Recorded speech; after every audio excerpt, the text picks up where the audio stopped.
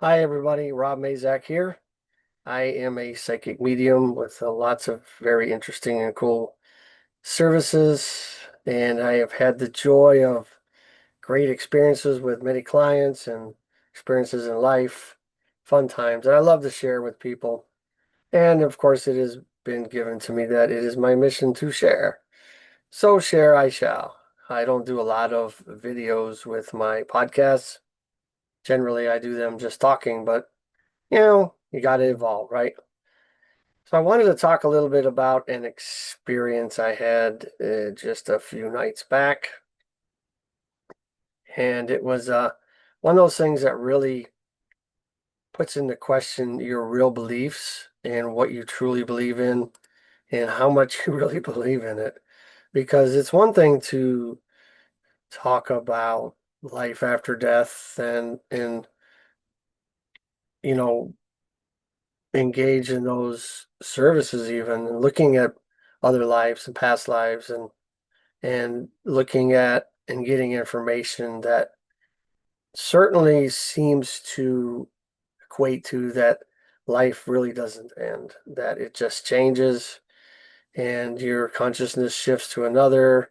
I mean, there's a lot of ways to look at that. But when it comes down to the survivability or the surviving of the human being and staying alive, sometimes doubts will creep in, as you would imagine would happen with most human beings, right? Of course. I mean, if you think about ideas like, if the other side is such a wonderful place and it's such a peaceful place and full of love and just this amazing place to be, then why would we be so afraid to die? I think it's really part of that human nature that, it doesn't really. I don't know how to describe that.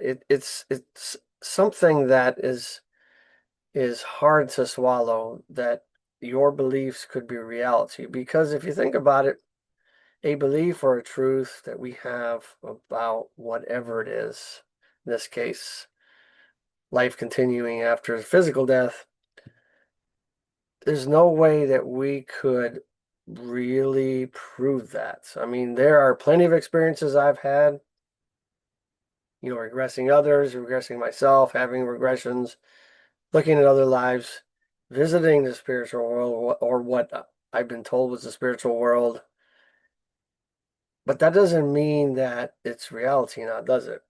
Now, for me, it feels like it is reality. It feels like the truth, but truth is really wrapped into what? Our perceptions, our experiences through life, how we were raised, how our parents treated us, all those things. Everything just wraps into what we consider to be true. It does not mean it's true. In my mind, I've had way too many experiences to believe that there isn't life after physical death. I truly believe that. But once again, when you kind of teeter on that or feel like you're teetering on the crossing over, that's a whole nother thing. Now, I think most people would say that they would they're more scared of the dying process than it is for the actual death itself. I mean, let's just face it, most deaths are painful, not fun. Sometimes they drag out. Sometimes it's just god awful ugly, right? Sometimes it's instantaneous and there's no suffering, there's no pain, no issues. I get it. But anyway, there's a mix of those kinds of things. But once again, let's talk about one of my recent experiences. So I came off of almost 2 weeks of straight 14, 15, 16-hour days, dealing with the winter weather response here in Texas. And it was very, very stressful. Even when I had time to sleep, it wasn't very good because I was thinking about things that I probably should have remembered to do and on and on. And by the time I got done with that or done enough to actually go back to my house, So I don't stay in work in the same city that my house is at. During the week, I'm somewhere different. And by the time I got back, it was just very hard to relax. It was very difficult to kind of come out of that quote unquote work trauma. It was intense, let me tell you. And I hadn't worked out, and I usually work out a lot. I play soccer, I lift weights, I do all kinds of fun things. I did 3 hours of soccer practice last night, just for fun. Not doing that tonight because I want to talk to you guys. So there you go, right? You have to make our choices, right? Anyway, I decided to go out for a power walk, about 5 miles, weighted vest. Nothing unusual, really, for me. And it really wasn't, I didn't feel like it was super intense. I did forget my water. And so I wasn't hydrating. Anyway, I think there was a combination of problems that led to over the afternoon and into the evening and woke me up after I went to sleep of what most people would consider signs and symptoms of heart problems, cardiac problems. I mean, it got pretty intense, shaking, and I finally just asked my wife to call an ambulance because, 65, there's a lot of things that can cause those types of things that aren't cardiac related, but you never know, right?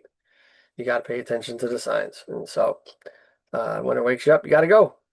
Anyway, it turned out not to be cardiac, and everything was beautiful. My vitals, once I got settled in, and they gave me all the regular regimen for heart attack type uh, potential.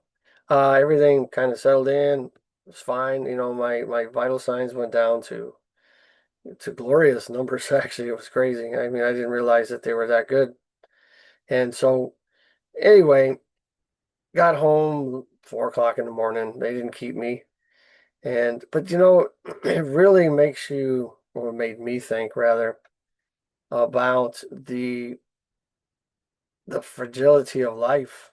And do I really believe in what I think I believe in? And that is the question, right?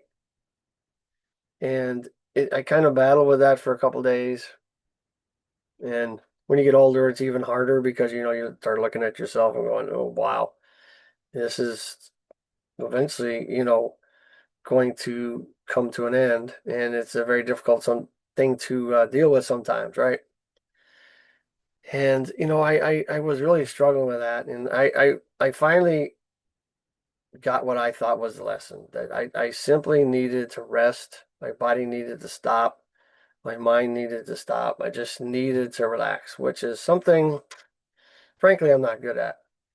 And so I took that warning, heeded that warning, and I actually did do that. Even getting home at 4 o'clock in the morning, I couldn't sleep past 9 once we got into bed. My wife's like, "How can you be up by now?" I said, "I don't know. But we'll take a nap." And so I took a nap that afternoon fairly early. I slept for 3 hours. I never take a nap that long. That's crazy. And then I went back to sleep again that night for, I don't know, 11 hours, which is something I don't do or do it very well. And the next night I was also in bed at 8 o'clock, slept another, I don't know, 10 hours. And so for me, it was, is probably what I needed, right? And one of the things I've learned in my journey or along my journey is that when we are not paying attention to what we are supposed to be doing, we know what we should or should not be doing, eventually it will catch up with you. And in this case, it was a physical sign that got my attention. Obviously, it was not related to the heart, but the symptoms were created by my body, I'm assuming, to mimic that. So I would actually pay attention and stop. Pay attention to me, pay attention to relaxing, which is something I've got to get better at. I admit it. I'm a busybody. I like to be busy. I like to do things. And, sleeping a lot has never been my thing. But I call that the big spiritual hammer. And I've been telling people that for a long time. I'm not uh, exempt from the things I talk to people about or suggest to people, even though I'm usually better at paying attention. In this particular case, I really didn't have a lot of choice in the mission and the tasks and the things I had to do. There really was no one else that could help me. Is I have one of those jobs where, I only I can do certain things, only I have certain accesses, and so, when my boss asks me if I need help, I'm like, oh, it'd be great, but what am I going to have them do? Because they can't access the systems I have and things like that. And so I just powered through when I should have just figured it out, right? But I didn't. A little too proud, I guess. And I am good at what I do. I admit I'm not good at everything, but I am good at my job and what I do. And but I but you got to know your limits, you really do. But on the other note, what's interesting about this dynamic is when you push your limits, you certainly know what the limit is. It's one thing to say you're all in when you've never tried to go all in. You have no idea what your end point or your stopping point should be. Why? I know now, right? I know that I have to be mindful that I have to find ways for other people to help me to be successful, to get the mission done. And I don't always have to do it by myself, which is another trait of mine. I find that I would rather do things myself than to have other people do it for me. And it is something I'm also going to have to learn. But once again, let's circle back to the idea of death. And when we find ourselves feeling at least like we're on the brink of that. And the way I felt, it felt like, oh my gosh, this could be, very imminent, if you will, if this is really what's going on. If the ticker really is not doing well, then, could be the big one, right? And I make fun of that, but it's a serious thing, of course. And I really had to, along with sleeping a lot, I really spent a lot of time meditating, and which I haven't had time to do over those 2 weeks. Couldn't work out, couldn't meditate. It just really didn't have the time. And even if I did, I was exhausted, but exhausted to the point where I couldn't sleep, I couldn't concentrate, couldn't relax, and it's not a fun place to be. So we have to have some kind of balance in life, even though if you don't come out of balance, you don't get anywhere in life. I get that, but sometimes you have to know what the balance is so you can go back to it and find that peace and then rejuvenate and then get started again, right? But I have also found throughout my 30 years of doing physical therapy and my 10 or 11 years of doing Reiki energy work and learning about the body is that your body will manifest something to cause a distraction, to stop you from doing what you're doing, or to get you to do something different. And there could be absolutely nothing wrong with you. It's just a way to get your attention. And it could be our subconscious, it could be our mind, it could be anything from within us. It could be coming from the other side, through our guides, through different avenues. I think it's a little bit of all of that, right? And even though I've tried to meditate over even, a couple weeks before all this madness started, it seemed very difficult to connect. There's always for me a kind of knowing that streams in all the time. So stopping and meditating is kind of more of I don't know, ritualistic, I guess you'd say. And in the fact that it feels more conscious and less unconscious or subconscious, type of streaming, where I feel like I'm more involved and conversational or, engaged in it. You know, it makes it more fun. It's kind of cool. And it just hasn't been all that um, robust in that respect. Always there, but not right. You know, if you look at it consciously, it really wasn't there for my awareness, my conscious awareness anyway. I know it's always in the background because things come through, things happen all the time, messages, information. It's just, you know, I mean, we all have that. Some of us just have recognized it a little bit more, you know, and told the world that they can do that, right? That was a hard thing to do. Anyway, so I found that once I took the time to truly relax, which is an art form, it really is.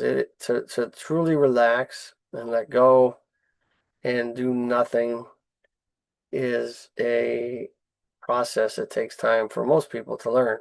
Some people, that's all they do, and they don't do the opposite. So, you know, there's lots of sides of the equation. However, for me, you know, to completely relax is difficult. But I was forced into it, right? We have already kind of established that. So last night, I believe it was, yeah, last night, no, night before, I actually took the time to meditate after I'd taken a nap. There you go. Naps are wonderful. So that I was awake and engaged in my meditation. And it was really, really cool. I always meet different entities, uh, people on the other side, outside of this reality, if you will, call it whatever you want. Met a older woman by appearance. It was interesting how I got to where she was sitting, you know, at this big stone table and said, "Hey, I've been waiting on you to show up." And so we had this really long conversation. She introduced herself as Anastasia.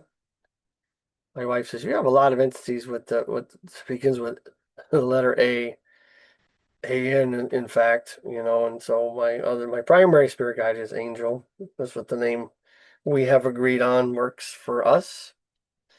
And it was really a very, very interesting conversation. And she talked about a lot of different things. And the hard part is I wish I had a recording device. I probably should verbalize it and so I can really regurgitate it more.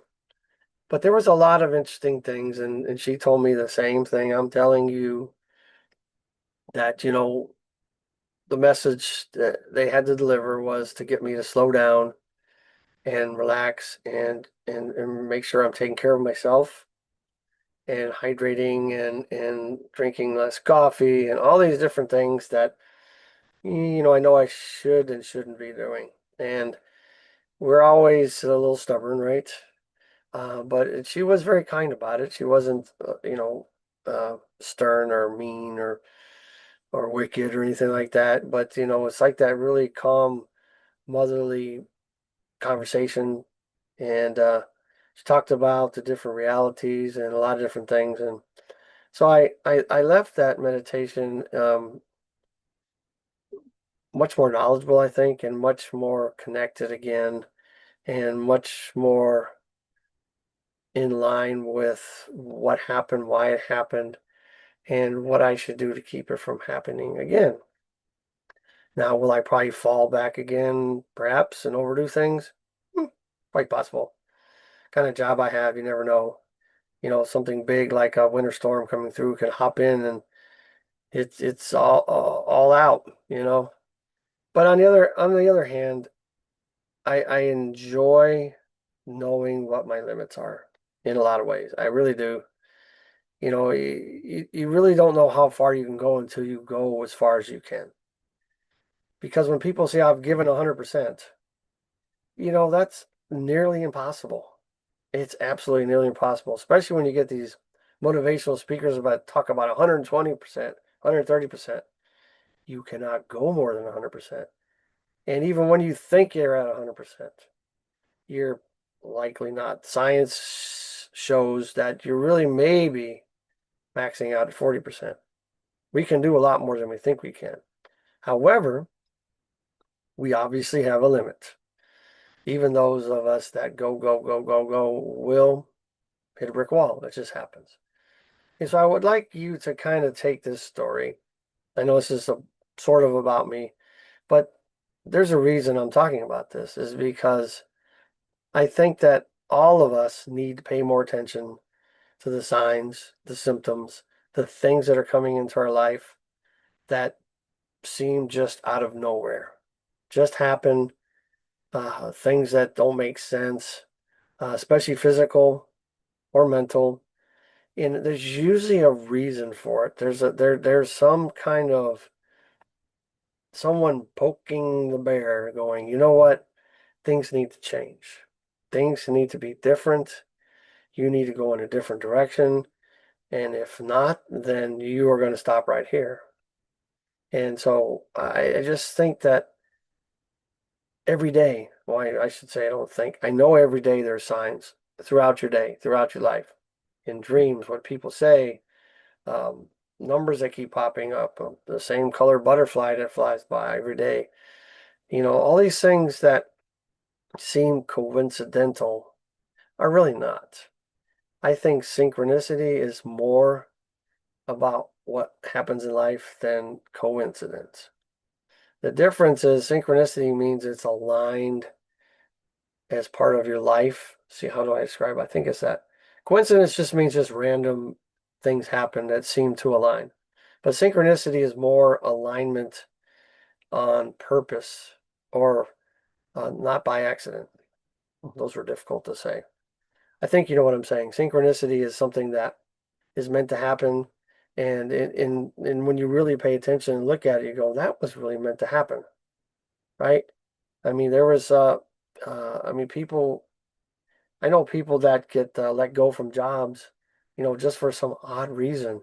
Just like there's no explanation, there's no solid reasons why they got let go. Yet when they finally quit fighting it and they assess their life, they find that they were meant to do something else and something else was coming in their life. And so you can't have room for everything in your life, right? So sometimes you have to be removed from something, or something needs to be removed from your life so that there's room for the thing that should be coming next. Now, are we meant to do the same thing every day, all the time for our whole life? I don't know. I don't think so. I think personally that I think there should be new challenges. There should be new things happening. To grow as a person, you need change, in my opinion. The only thing permanent in life should be change. I personally love change. You know, some of the change that's painful, like getting an ambulance ride, maybe not as much fun, right? But it was a challenge. It was a change. It was a message, right? And I believe if you were to assess your life, whoever's on the other side of this camera, the other side of this video, you would also realize that there's a lot of things happening to you, happening for you, around you, changes in your life that you're just fighting. And you're not allowing the things to leave your life or come in your life that should come or go. And I really challenge you guys to pay a little more attention, purposely find time to relax, meditate, however it is you meditate. There's a million and one ways to do it. You ask a million people, you'll get 2 million different ways. Trust me, there's so many ways to meditate. And you just have to practice it and figure out what works for you. And meditation really just connects you to the deeper part of yourself and the cosmic internet, if you will, that reality or realities that are outside of us that contain so much information, so much knowledge, much more than we could ever contain or process in our human mind. And our human mind, as powerful as it is, could never process all there is to know. I mean, we as human beings, our senses seem profound and just, really bountiful, I guess, just powerful. Yet we only experience about 1% of all that is available to see and hear and feel and touch and taste and all that. 1%. That's what science will tell you anyway.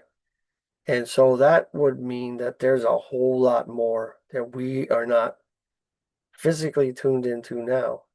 But if we can learn to meditate, slide that frequency dial, tune to other frequencies, we can pick up and touch and experience so many other things. In this RV that I'm staying in here, and in the space you're in, there might be an endless amount of frequencies, realities, whatever you call those realities. Parallel universes, some people say, whatever, all on different frequencies, all in the same space. Just like radio stations. All the radio stations that are available in this town, this city, are moving through this space. Yet, I can only tune my radio into one of those frequencies at a time. That doesn't mean the other ones aren't broadcasting, that they're not there. Same thing with the spiritual world, right? The other world out there, the other frequencies. We just need to tap into those, understand, trust what we get, and use those lessons to create a much better life, create a much better life for others, help others that can't necessarily or don't know how to or don't want to connect to this information, help them do it for them, I guess you'd say. And it really makes us a much more rounded or well-rounded person. It makes us a much better teacher and giver of counsel, if you will, advice, coaching, because if we work within just what we think is all there is, even though that seems like a lot, and it is a lot, there's an enormous amount more that we can tap into that we're not doing for ourselves and for others. And I think as human beings, we are here to grow. I mean, I know we're here to grow. Some of us do, some of us don't. Why that is, I mean, there's a lot of reasons for that. However, don't wait until you're on a gurney headed to the hospital on the edge of what you might consider life and death to finally make a decision to do these kind of things, to work on yourself, because you may not get another chance in this meat suit. Maybe another, if you believe what I believe, right? Maybe. But the thing is, we don't have as much time as we think. We really don't. Time goes by so fast, so fast. I'm 65 now. It feels like, just yesterday I was 21, and it just flies by. And if we don't pay attention and we don't experience all there is to experience, then why are we here? Why not, right? All right, I'll go and wrap this up. But, I would really, really love to work with you and anybody that needs grooming or teaching on how to do these things and how to connect and to help get you started. My job with what I do in this line of work, if you would call it that, is to really push the start button. My job is to help you realize what you have, get you started, and off you go, right? So you can do it for somebody else. And that's what I'm about. And I was told very directly that that is my mission. And to share these things is also the other mission. And so here I am doing that. I really look forward to working with all of you, because when you come into the fold, if you will, and we're working together, I learn as well. Much of my experience is also brought to me by other clients. Just because I'm there to help them doesn't mean they're not helping me. So I become a much better person. You become a much better person, and we can create a much better world. So hop on over to my website when you get a chance, LifeByMazak.com, LifeByMazak.com. Everything you need to know about me, how to contact me, all that's right there. I look forward to working with you, look forward to hearing from you. Stay strong and live your life.